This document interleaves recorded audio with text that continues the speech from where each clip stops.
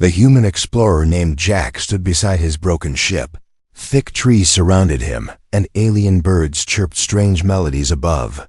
His ship had crashed on this unknown planet 3 days ago. Now he had food for 2 more days and a week.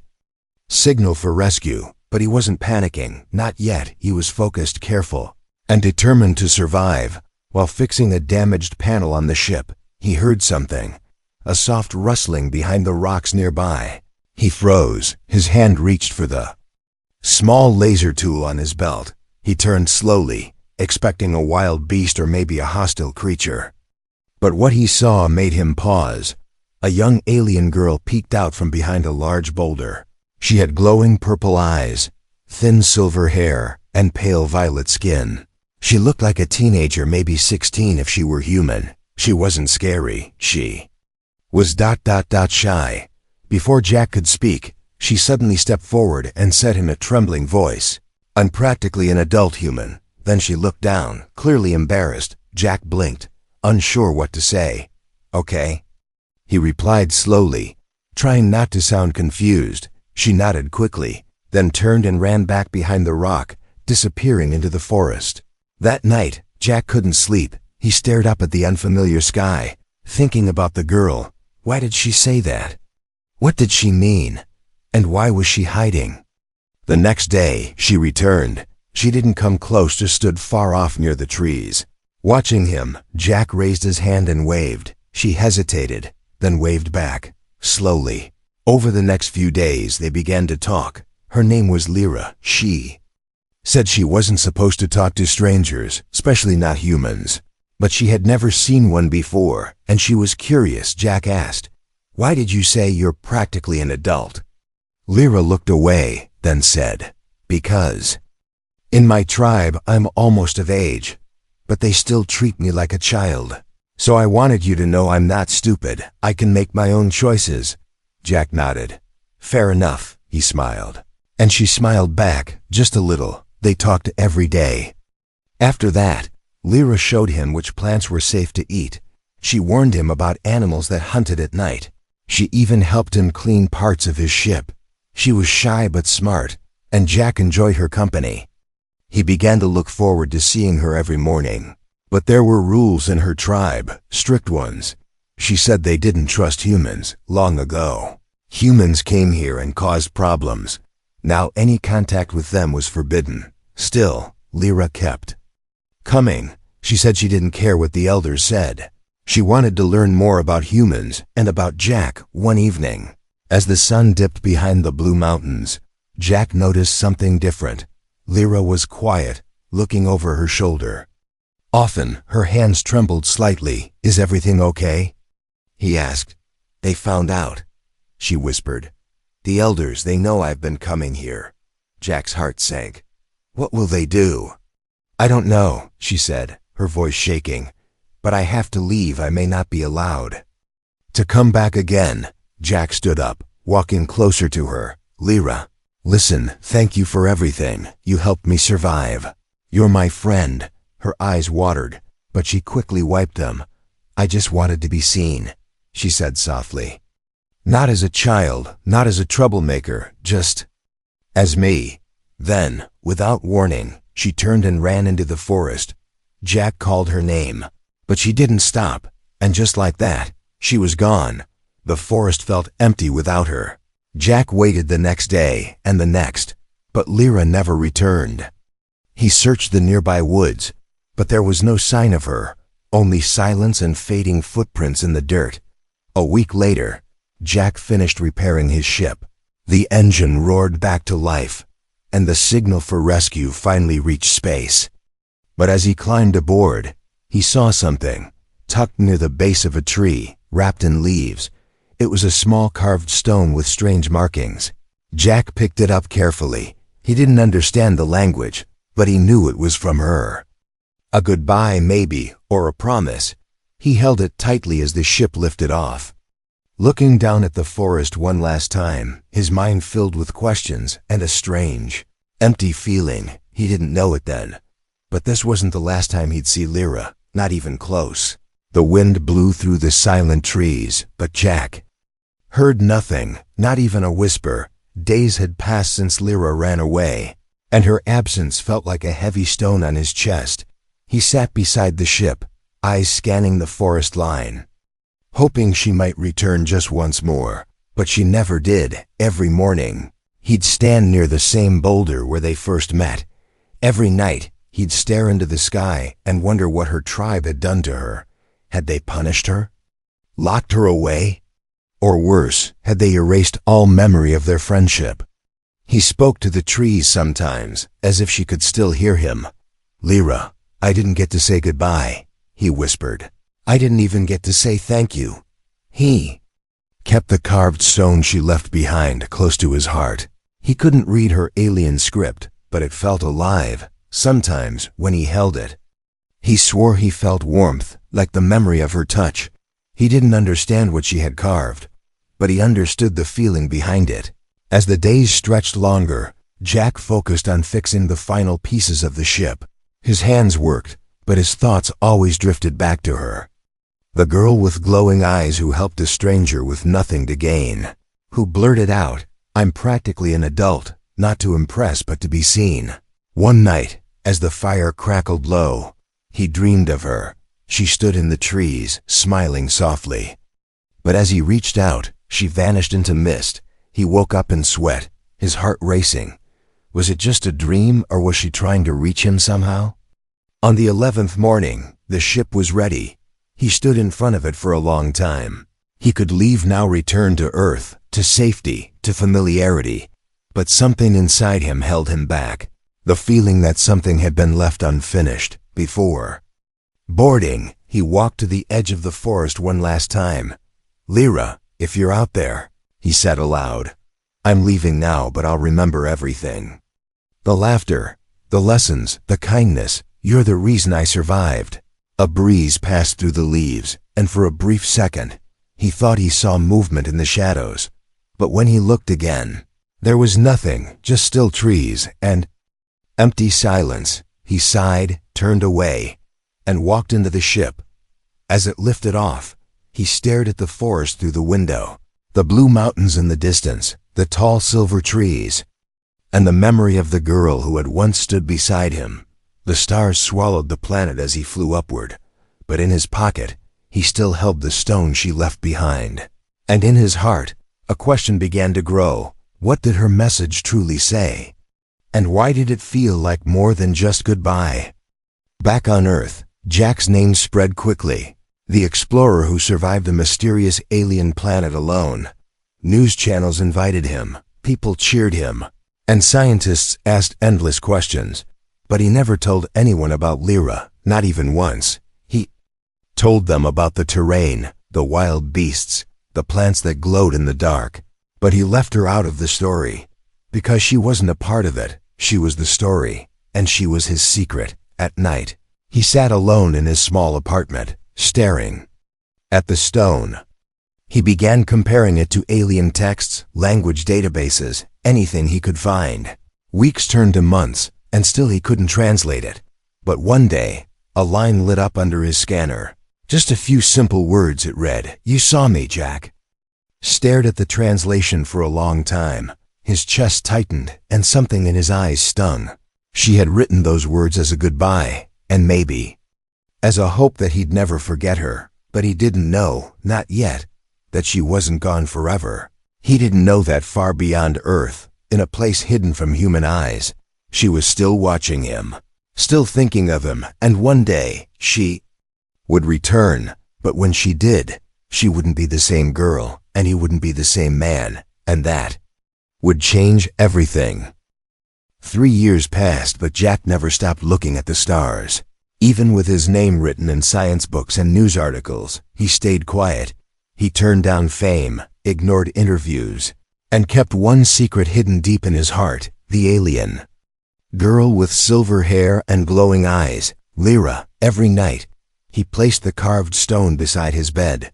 Sometimes he stared at it for hours, hoping it would whisper more words. But the message never changed. "You saw me." That simple line had haunted him every day since his return. He didn't know why, but he felt like she was still out there, And one day, something inside him said she'd come back. The city lights of Earth were bright and cold. Jack moved quietly through the crowds, never fully present. He taught at a small academy, speaking only about navigation and ship systems. He never spoke about the forest planet.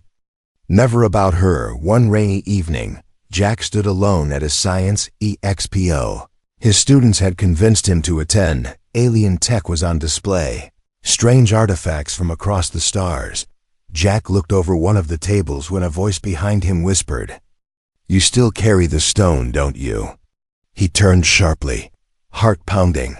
A hooded figure stood behind him, barely visible in the crowd. Her voice was calm, familiar, and filled with something deeper, something old. "Who are you?" Jack asked. The figure took a slow breath and removed her hood. Her hair was longer now, tied back, but still silver. Her eyes were sharper but unmistakable. It was her. It was Lyra. Jack stepped back in shock. She looked older, stronger, her movements more controlled, but her eyes, they still carried the same spark. "You're alive," he whispered. "You came back." "I never really left," she said quietly. "I've been here, watching, learning." He didn't know what to say. 1,000 questions crashed into his head at once, but none of them could leave his lips. Lyra motioned for him to follow. He did, without hesitation. They slipped through the crowd and into the night, walking down quiet streets until they reached a hidden alley. Behind a thick metal door, she tapped a code. The door opened with a hiss, revealing a room filled with alien devices and glowing screens. Jack stepped inside slowly. "What is this place?" he asked. "A hiding spot," she replied. "I've been living here since the council allowed me to return." He turned toward her, confused. "Council?" Lyra nodded. "My people were watching you, Jack, not just you, but Earth. They were deciding if your kind was ready." Jack's chest tightened. "Ready for what?" Lyra walked to a small console and pressed a button. A large screen lit up with images of Earth wars, pollution, and protests. But then more images appeared, rescue missions, children being saved, kindness among strangers. They watched.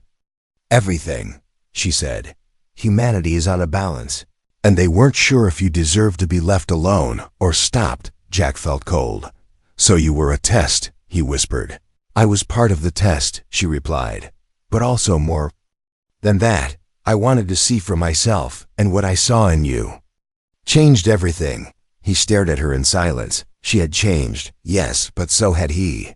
The shy girl who once said, "I'm practically an adult," had become something else entirely. Stronger, calmer, yet still holding the same heart. "Why? Come back now?" he finally asked. Lyra walked closer, her voice softer. "Because the test is ending. The council is sending the ship. They're arriving soon, maybe days, maybe hours, and they'll want answers." Jack swallowed hard.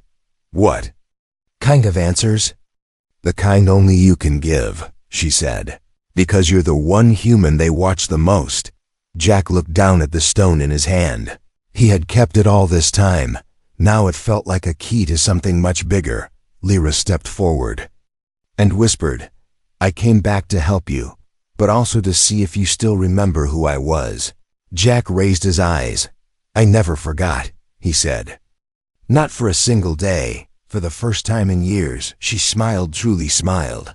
The light from the screen glowed across her face, and in that moment, Jack knew everything was about to change. The stars were moving, and Earth's fate would soon be decided, but whatever happened next, he wouldn't face it alone. Rain tapped against the windows of the hidden room, but neither of them moved. Jack sat in silence as Lyra opened a metal case from under the floor. Inside was a strange alien device, shaped like a smooth black egg, glowing faint blue lines across its surface. She lifted it carefully and placed it on the table. "This," she said quietly, "is what I didn't want to use." Jack leaned forward, eyes narrowing. "What is it?" "A beacon," she said, "linked to the High Council of my people. If I activate it, they will know I'm alive, and that the test is ended." Jack hesitated. "You said they're already sending a ship." "They are," Lyra nodded. But the beacon gives a signal. It tells them the result. If I light it, they'll know I stayed close, and that I chose to protect this world. Jack stared at the device, feeling the weight of everything pressing on his shoulders. So, if you send the wrong message, they could destroy Earth? Not destroy, Lyra said softly, but isolate. Your world would be cut off forever, hidden from star charts. Your kind would grow alone, afraid, always watched but never trusted again. Jack leaned back, his mind spinning. All those years. He thought he had just survived a crash, but it was more than survival. It was a quiet test, and Lyra had been his silent judge, his only connection to a much greater truth. She looked at him, something gentle and uncertain behind her eyes. I was supposed to stay for 1 month, observe, then leave. But I didn't want to go. Jack met her gaze. Why not? Because you were kind, she said. You didn't try to own me or study me. You didn't ask for anything. You treated me like I was real. He didn't know what to say to that. The quiet room suddenly felt louder than any city street. Lyra walked to the window and stared up at the gray sky. There's more, she said, her voice low. When I left my people, I broke laws. I wasn't supposed to return here, not without permission. Jack's eyes widened. Then why did you come back? Lyra turned slowly, her silver hair falling over one shoulder. Because you were still here, she said simply, and because I believed your world could be better. The beacon pulsed slowly on the table, waiting. One touch would send the signal, hope or warning, future or isolation. But before they could decide, a sharp alarm echoed from the wall screen. Lyra rushed over and tapped the console, her eyes scanning the data. They're early, she whispered. The ship is in Earth's orbit now. Jack stood, heart pounding. What do they want? Truth, Lyra said. And proof. They want to speak with the one human who changed the outcome. Jack felt the pressure building in his chest. He had trained to fly ships, explore systems, repair engines. But not this. He never trained to represent all of humanity. He turned to Lyra. Will you be with me? She looked at him with something between sadness and strength. Until the end, she said. The room darkened as the sky outside shifted, above them, far beyond clouds and satellites. A ship the size of a city hung in silence. No weapons fired. No message was sent, but Earth's governments had already noticed it, and panic had begun. News flashed warnings, leaders gathered, defense systems powered up. But none of it would matter. The council wasn't here for armies. They were here for one man, and the alien girl who believed in him. Lyra walked back to the table, hand hovering over the beacon. I trust you, Jack, she said, but they must hear your words. Not just mine. Jack stepped beside her, hand resting beside hers. Together, they pressed down. The beacon lit up, bright and alive, sending a ripple across space like a heartbeat, somewhere far above.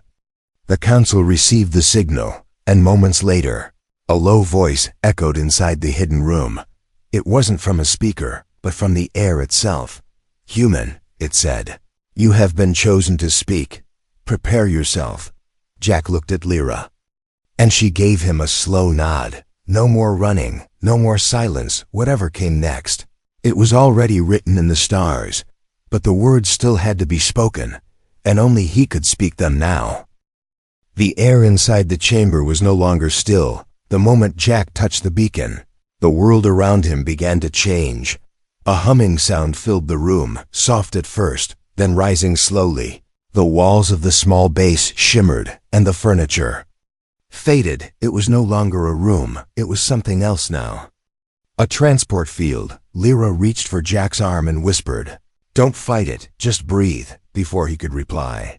The floor vanished beneath their feet. Jack didn't fall. He floated, weightless like a dream. Lights spun around him, patterns too complex to understand. And then, without warning, he was standing again. A great hall stretched around him, made of silver and crystal. The air was cold and sharp, and the silence was deep. Figures stood in the distance, tall, cloaked, silent. Their faces were hidden behind glass-like masks. They didn't speak, but Jack could feel their attention on him. He felt like a bug under a magnifying glass, small, exposed and burning. Lyra stood beside him, but said nothing. This was not her place to speak. This was his moment. One of the figures stepped forward. A voice echoed from all sides. "You are the one called Jack." He nodded. "I am. You interacted with our kind without permission." "Yes," he said. "You built trust with one of ours, despite being warned not to." "Yes, you were watched, studied, judged. I know." The silence that followed stretched long and thin. Jack could hear his heartbeat, loud. In his chest, finally, the voice spoke again. "We saw cruelty in your kind, and greed. We saw war, lies, destruction. But we also saw kindness, courage, sacrifice." Another figure stepped forward, speaking in a gentler tone. "The question is not whether your kind is perfect. The question is, can you change?" Jack took a deep breath. He didn't prepare a speech. He didn't rehearse words. But he spoke from what he knew. "When I crashed on that planet, I was alone. I had no help, no food, no idea what was watching me in the dark. But then she came," he said, turning toward Lyra. "She didn't have to help me. Her people told her not to, but she did it anyway. Because she wanted to understand, and I did too." He took a step forward. "I know humans have made mistakes, big ones. But I've also seen the best in us. People who give when they have nothing. Strangers who protect one another without asking why. We are not perfect," he said. "But we can be better." He paused, then added quietly, "If you shut us out, we may never grow. But if you give us a chance, we might surprise you." Silence again, longer this time, heavier. The figures whispered among themselves, voices like wind through broken glass. Jack looked at Lyra, who gave him the smallest nod. He had done what he could. Now it was up to them. Then a sound filled the chamber, not words, not music, a vibration, soft and steady. A third figure stepped forward and raised a hand. "The council has spoken." Jack held his breath. "The judgment is not complete," the voice continued. "There is one final test." Jack's stomach dropped. "What kind of test?" The council figure lowered its arm. "You will be placed on a proving ground. No weapons, no tools, no help. You will face the unknown. If you act with honor and heart, you will return. If not, you will be forgotten." Jack looked at Lyra in alarm. "Wait, what? You didn't say anything about this." "I didn't know," she whispered, voice shaking.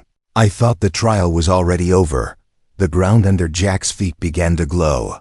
He reached for Lyra's hand, but the light was pulling him away. The last thing he saw was her face full of fear, full of sorrow, and then she was gone. Darkness swallowed him. No stars, no air, no sound.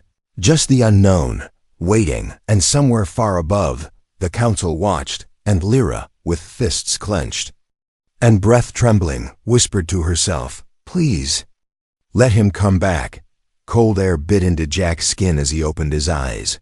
He wasn't in space anymore, and he wasn't in any room or ship. He stood in a deep forest unlike anything he had seen before. The trees were taller than buildings, their leaves glowing faintly in the dark. The sky above was purple and empty, no sun. No stars, just swirling clouds like smoke trapped in glass. He had no tools, no weapons, not even shoes.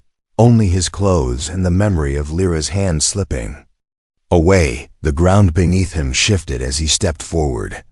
Strange sounds echoed through the forest, clicks, howls, and distant thuds. He didn't know if he had been dropped into a simulation or a real alien world, but he knew one thing. This was the final test, and he had to survive it. For hours he walked without stopping. His legs ached, and the cold bit deeper. He tried to speak, to call out, but his voice vanished in the thick air. Even sound seemed different here, weaker, like the forest didn't want him to be heard. As night fell, if it was even night, Jack saw something ahead. A creature, limping, hunched over. It had 6 legs, 2 broken, and blood dripping from its side. It saw Jack and backed away with a snarl. But Jack raised both hands and knelt slowly. "I'm not here to hurt you," he whispered. He tore off a strip of his shirt and slowly moved closer. The creature didn't trust him, but it didn't run either. It let him press the cloth against the wound.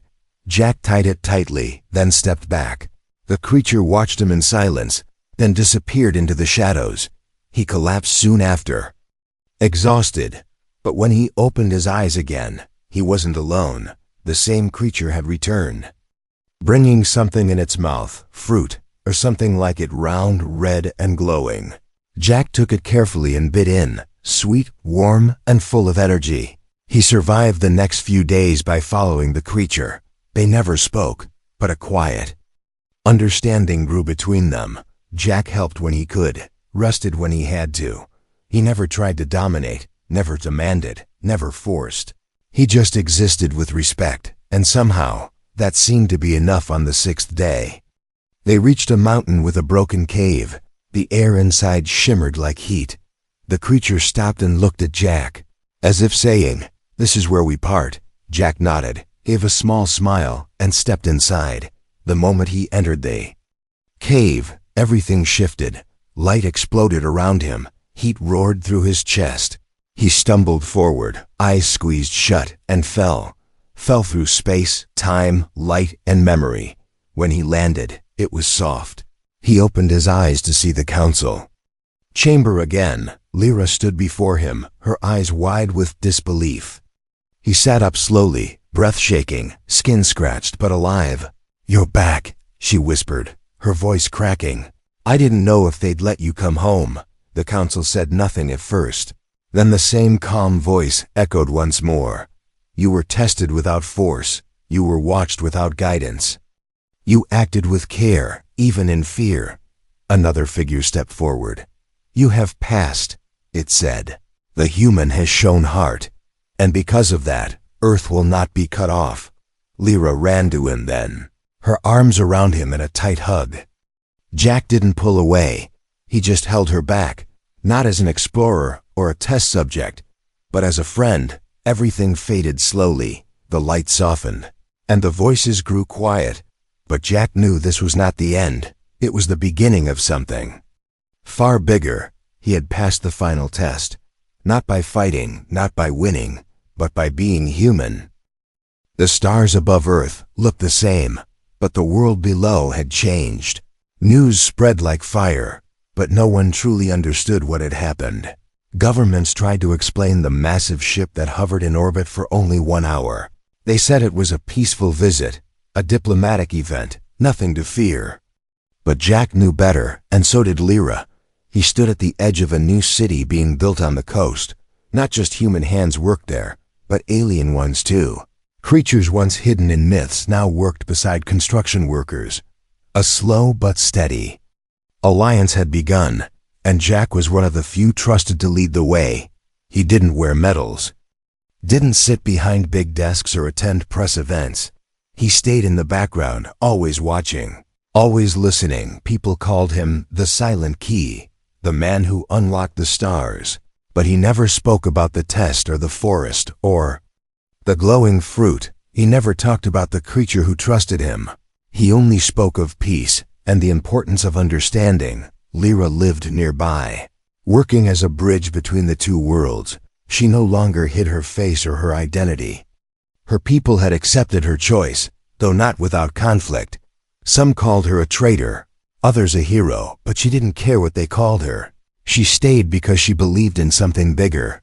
One morning, Jack walked into the central garden of the new city. There, sitting quietly under a large alien tree, was Lyra. She looked up as he approached, her expression calm. He sat beside her, and for a while, they said nothing.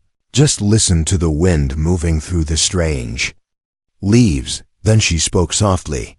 "Do you remember the first thing I ever said to you?" Jack smiled. "Of course I do." She laughed quietly. "I was so nervous. I didn't even know what I meant by it. I just wanted you to take me seriously." He turned his head and looked at her. "I did from the beginning." She touched the carved stone he still wore around his neck. "You kept it." "I always will," he said. "It reminds me of who you were and who I became." Lyra looked down for a moment, then back at him. "I'm not that girl anymore," she said. "I know," Jack replied, "and I'm not the same man who crashed into your forest." The silence between them was warm, not empty. It spoke of years, of change, of struggle, of something unspoken, but deeply understood. Then she said something that surprised him. "My people believe in fate. We believe some lives are tied together across time, and sometimes those lives return to each other, even after years." Jack watched her closely. "You think we were meant to meet?" She nodded slowly. "I think we were meant to walk the hard path together." He leaned back against the tree, eyes half closed. "I'm glad it was you." She smiled at that, and for a moment, she looked like the girl he first met in the forest. Still shy, still glowing, still searching for connection. But this time, she didn't have to ask to be seen. They sat there as the sun rose over a new world, not one ruled by humans or aliens, but shared between them, a world built by trust, shaped by sacrifice, and born from a strange confession whispered in the wild. "I'm practically an adult human," she had said long ago, and now she didn't need to say anything, because he already knew, and he always would.